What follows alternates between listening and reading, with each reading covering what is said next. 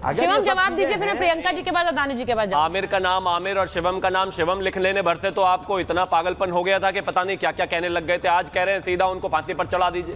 फांसी पर चढ़ा दिया तो पता नहीं क्या करने लग जाएंगे, यूएनओ तक और कहां पहुंच जाएंगे। और एक और चीज कहना चाहता हूं, वो जो कानून है खाद्य सुरक्षा एवं मानक अधिनियम जिस 2011 की बात कर रहे हैं, उसमें चेंजेस किए जाएंगे। इस आधार पर चेंजेस किए जाएंगे कि आने वाले समय में जिस तरीके से लगातार उत्तर प्रदेश में शिकायतें मिली हैं, उसके बाद स्थितियां ऐसी बनी है कि इस पर सख्त कार्रवाई होने की आवश्यकता है।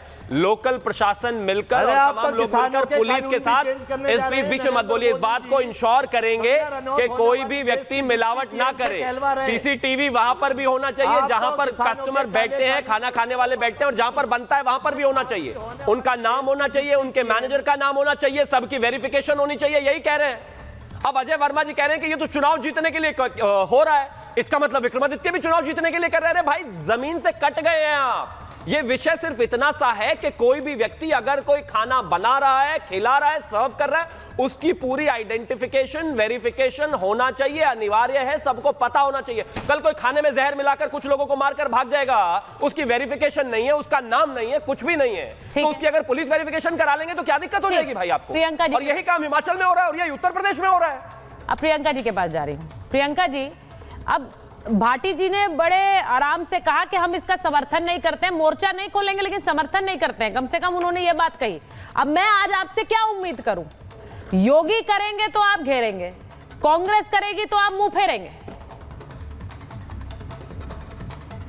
सुचारिता जी, ऐसा बिल्कुल भी नहीं है, क्योंकि मुझे जैसा कि लगता है ये एक तरह का वैसा ही नाजीवादी फैसला है जैसे जर्मनी में देखा गया था कि यहूदियों के आर्म्स में बैंड बनवाए गए थे ताकि उनकी पहचान हो सके, उनका बहिष्कार हो सके, उनके सब डिस्क्रिमिनेशन हो सके। बिल्कुल उसी तरह का फैसला यहाँ भी लिया गया है। नाम में उपनाम का वजन लेकर चलने वाले लोगों को जातिगत जनगणना में जाति बताने में दिक्कत होती है, पर नाम लिखवाने की बड़ी सिफारिश कर रहे हैं। ये वही नेता लोग हैं ना जो दलितों के घर में जाते हैं, खाना खाते हैं, तो उसके बाद वो पूरे विश्व के बताते हैं देखो मैंने दलितों के घर में खाना खा के एहसान किया।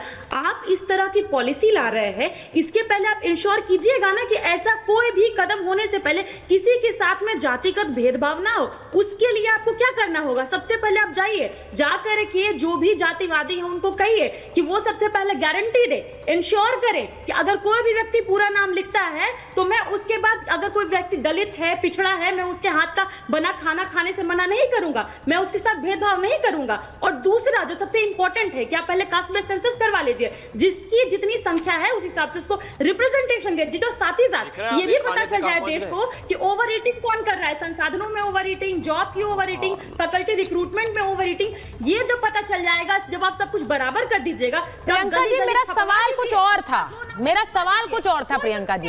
मैंने सिर्फ ये पूछा कि आपने योगी आदित्यनाथ को घेरा नेम प्लेट वाले फैसले पर, घेरा कि नहीं घेरा?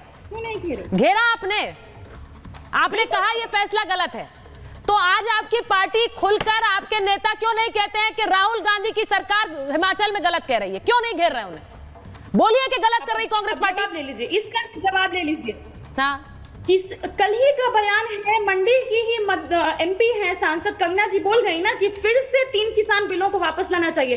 मैम, मैंने सवाल क्या पूछा है? कंगना बैठ ली। उसी तरीके से कांग्रेस का कोई अधिकृत बयान नहीं आया है, कोई प्रवक्ता नहीं बोल के गया है। Ma'am, what are you saying? वो मंत्री है हिमाचल सरकार में।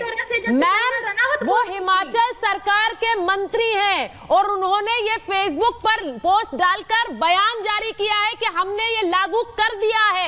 प्लीज अपडेट कीजिए जानकारी। वो मंत्री हैं, मंत्री का बयान सरकार का बयान होता है, पहली बात। दूसरी बात, उन्होंने बयान दिया है, बयान जारी किया है और उन्होंने कहा है कि उनकी सरकार ने इसे लागू कर दिया है। तो ये जानकारी पहले तो दुरुस्त कीजिए प्रियंका जी। दूसरी बात, अब हिमाचल सरकार को और कांग्रेस को क्या कहेंगे ये बता दीजिए। अब आपको इसके ऊपर पूरा डिटेल्ड इंफॉर्मेशन अगर चाहिए तो कांग्रेस के अधिकृत प्रवक्ता को बुलाइए और उनसे पूछिए। मेरे को आपने राजद प्रवक्ता की हैसियत से यहाँ पर बिठाया है। हाँ, मैं यहाँ पर होते हुए अपने पार्टी का स्टैंड रखूंगी। तो रखिए ना, मैं तो वही चाह रही हूँ कि नाजीवादी फैसलों का विरोध करने के लिए मैं यहाँ बैठी हूं। नाजीवादी फैसला है ये, नाजीवादी फैसला है ये हिमाचल सरकार का। नाजीवादी फैसला जब शुरुआत हिमाचल की वाद योगी सरकार का? आदित्यनाथ जी और हर जगह जहां भी इम्प्लीमेंट करवाना चाहते हैं, सबसे पहले अपना हिमाचल सरकार नाजीवादी काम कर रही है, हिटलर शाही कर रहे हैं। विक्रमादित्य जी बताइए। नाम बताने में बहुत ही फ्लेक्स मिल रहा है। अरे बोलिए ना, कांग्रेस बोल दीजिए, ऐसा क्या है भाई?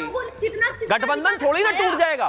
बोलिए कांग्रेस गलत कर रही है, बोलिए हिमाचल सरकार गलत कर रही है, बोलिए विक्रमादित्य नाम लिखवा कर गलत कर रहे हैं, या योगी आदित्यनाथ के आगे कोई नाम आता ही नहीं आपको बोलना। तो जातिगत जनगणना करवा के उपनाम अरे बिल्कुल कराइए। अब फूड में भी जातिगत जनगणना ले आए, बताइए, कमाल की बात है।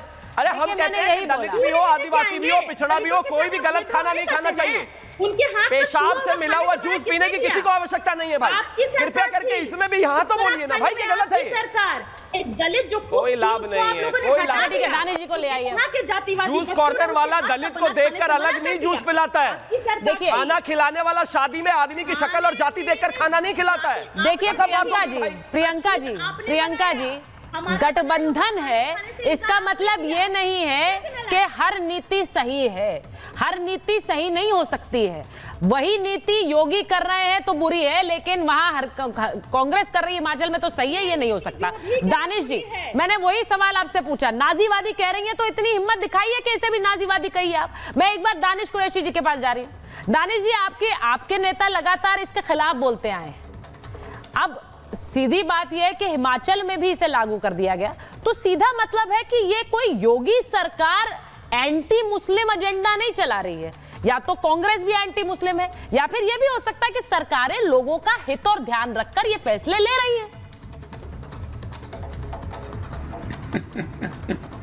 देखिए, मैं आपको एक बात बताऊं, दरअसल भारतीय जनता पार्टी को तो जुम्मा-जुम्मा 8 दिन हुए हैं, तो 80 के दशक के बाद शायद उसका जन्म हुआ है।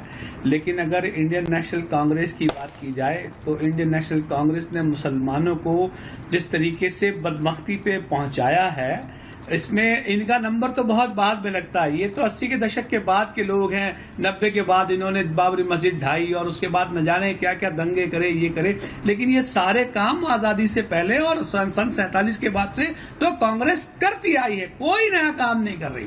दरअसल दिक्कत ये है कि वो जो चीजें छोड़ के आई है उसमें बहुत ज्यादा सुपरसीड करके भारतीय जनता पार्टी को उन्होंने आगे किया। देखिए, मैं अभी फिर मैं ले जाऊंगा तो आप वहीं आके खड़े रहेंगे। आप जाके चले जाइए बाबरी मस्जिद की पूरी लीगल मैटर को, उसमें देखिए, पहले तो सबसे पहले उसमें इतने बड़े एडवोकेट कपिल सिब्बल साहब जो थे वो एज एन एडवोकेट रिप्रेजेंट हुए, ठीक है। पहले तो वो पर्सनल लेवल पे ही लड़ रहे थे, लेकिन बाद में उन्होंने विड्रॉ बैक कर दिया, तो एक झटका दे दिया मुसलमानों को, तब भी समझ में नहीं आया। उसके बाद बी टीम सी टीम के आरोप बैरिस्टर सदुद्दीन ओवैसी साहब पे हम लोगों पर लगाते रहे, उसके बावजूद भी समझ में नहीं आया। अब ये संजौली वाला पूरा मामला आपके सामने आया, हमने देखा क्या हुआ। हम ये भी देख रहे हैं कि जिस तरीके से संजौली वाली पूरा जो स्ट्रक्चर है, उसके पीछे भी दूसरा स्ट्रक्चर है, उस पर कोई कार्रवाई नहीं हुई। उसके आगे भी एक स्ट्रक्चर है, उस पर कोई कार्रवाई नहीं। और उसके बाद अभी तक ये जो तुम्हारे मुख्यमंत्री और कैबिनेट मंत्री है, इनके खिलाफ भी कोई कार्रवाई नहीं हुई। तो इनसे बहुत ज्यादा उम्मीद करना, मैं तो आप ये कह रहे हैं कि कांग्रेस भी एंटी मुस्लिम है, चट्टे बट्टे हैं इसमें, एक थाली के चट्टे बट्टे।